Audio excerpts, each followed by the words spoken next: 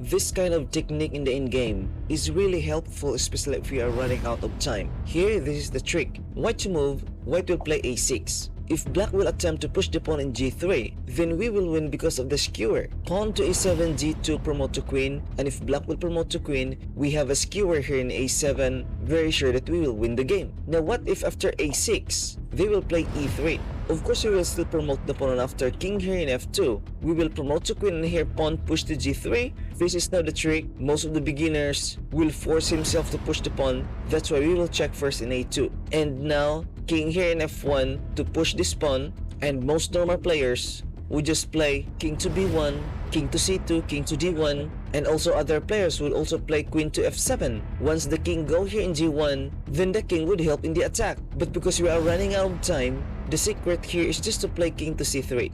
After push of the pawn, we have now king to d3. And after they will promote that into queen, there is one move checkmate, queen to e2 checkmate. For example, if they will promote this into a knight so that the queen could not checkmate here in e2, then we have king to e3. So his king cannot escape in the second rank. That is why if knight here in h3, we have queen out to h2. After knight to g1, here we have queen to f2 checkmate. And also, if black will play king to e1, then very simple, queen to a1 is a checkmate. I hope this simple trick will help you in your game, especially if you are in time trouble.